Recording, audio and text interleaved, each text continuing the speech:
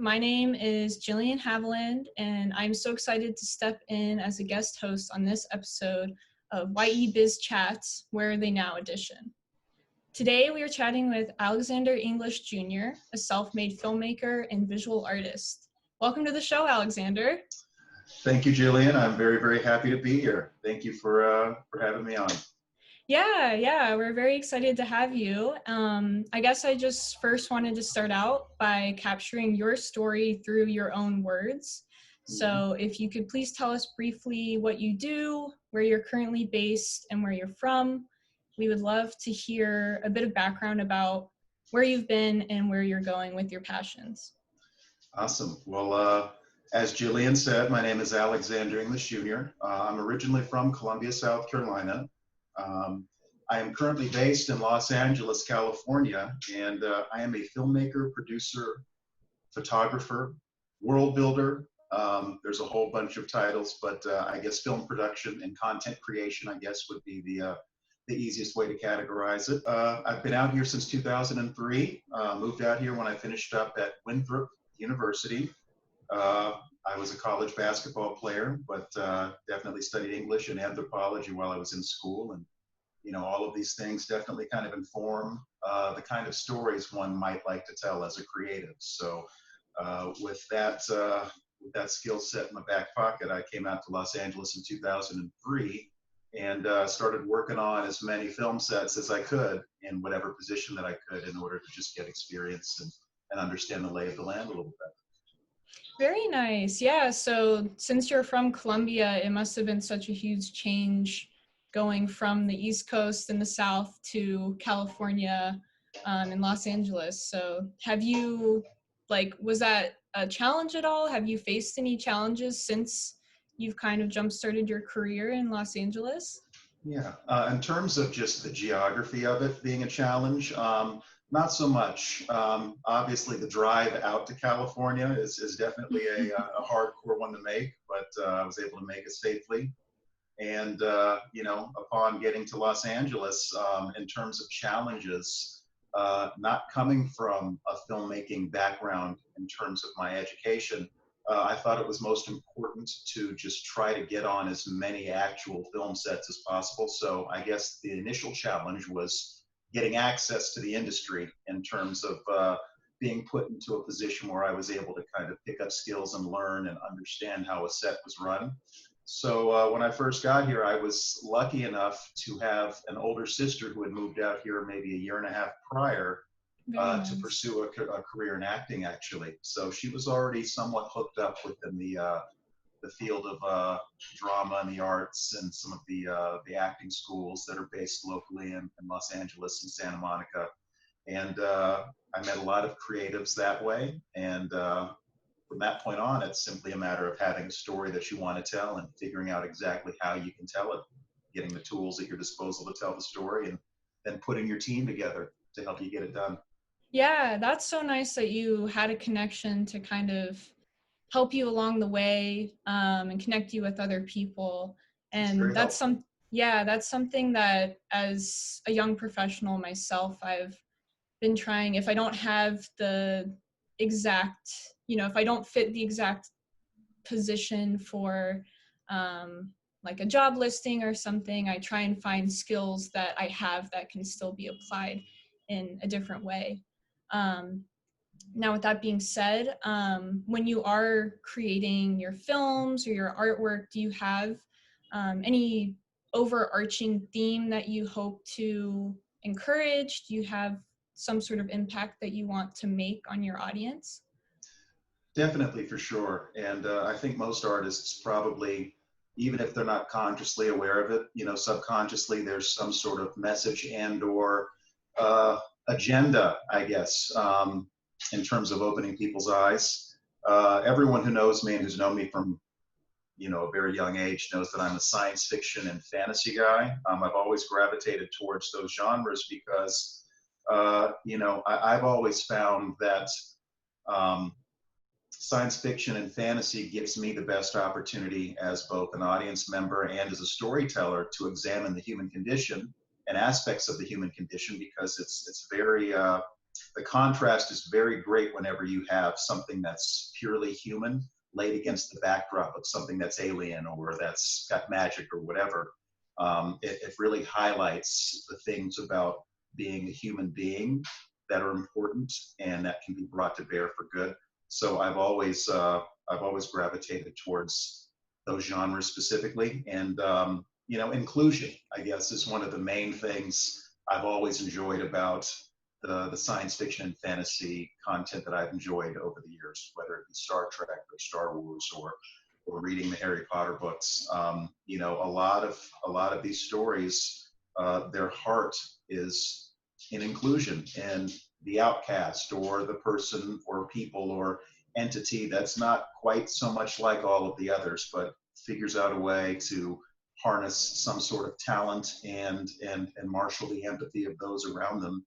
And it opens eyes. So that's definitely the genre that appeals most to me. I love everything. I love comedy. You know, I love action. You know, I love the military. You know, I'm kind of a military hardware junkie. I could cite mock numbers and service ceilings of all different types of airplanes that are currently in the United States and, you know, other global air forces. But yeah, science fiction, because it gives you a chance to kind of highlight the human condition in a way that others, they do give you that chance, but I really enjoy the tools that science fiction and fantasy gives me as a storyteller to tell a story. Yeah, There's no limits. There's no limits to the story you can tell. absolutely. Yeah, and I think that it's really nice, you know, the outcast sort of character and themes of inclusion are something that I think everybody can relate with on a certain level.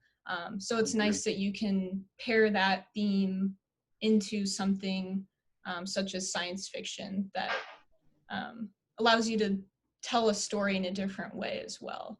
Yeah, I agree. That's the most appealing thing about it to me. And I'm what's known as a sci-fi junkie. I don't know if you know any sci-fi junkies in your personal life, but they're probably some interesting people.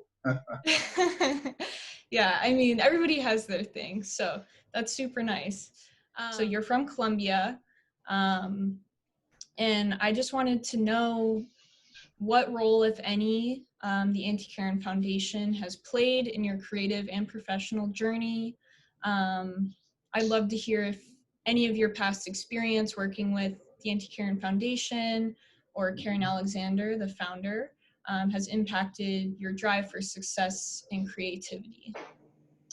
Well, the Annie Karen Foundation, it's especially in the beginning when I first had these notions of wanting to become a creative, wanting to become a filmmaker. My very first kind of large project, I wound up filming in Columbia, South Carolina.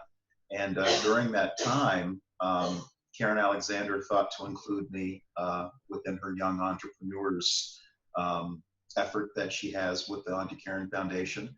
And it was such an inspiration to me, especially in the beginning, because it gave me internally a sense of legitimacy. You know, you're around a lot of other young people who are entrepreneurs, who have ideas, who want to construct those ideas into something tangible. And whenever you're put in an environment and you're surrounded by these individuals and you hear their story and you hear what kinds of things they've had to go through in order to achieve what it is that they're trying to do, it's inspiring. It puts a fire in your chest to kind of, you know, do as well as you can and offer them some level of inspiration as well via your efforts.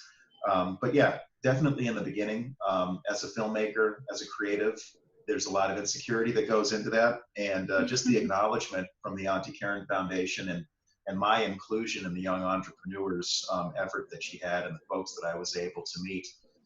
You know, one of the young ladies who I met through Auntie Karen Foundation wound up doing several songs on the original score for the film that I was working on at the time. And wow. She's actually out here in Los Angeles now as well, believe it or not, another Auntie Karen alum. And the hope is that she and I can work together on some larger projects moving forward as well.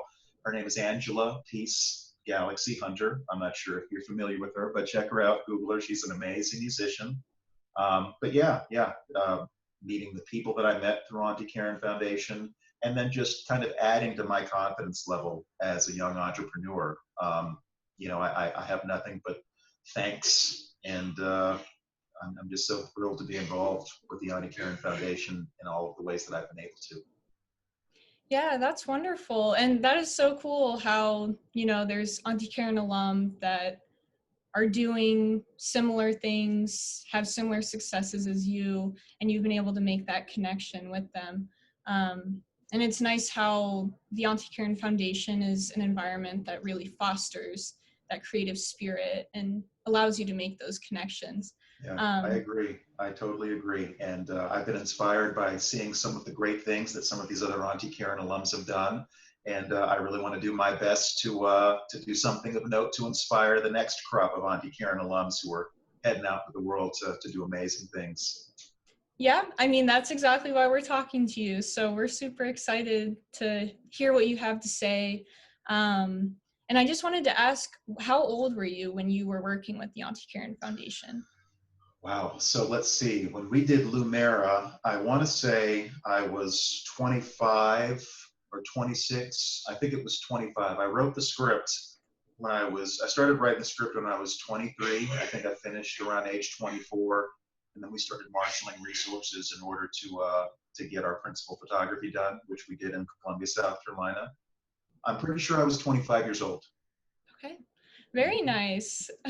And so And now I'm since an you, old man of age 39, so it's like crazy to look back on those times. It seems like so far away, yet so close.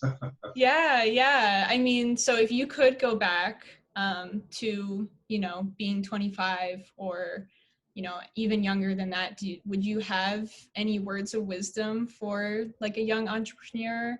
Anything you wish that you knew when you were starting out? For sure, for sure. You know, I have a saying, I'm not sure if it can be attributed to someone else or not, but it's one that's stuck with me. Wisdom happens whether you want it to or not.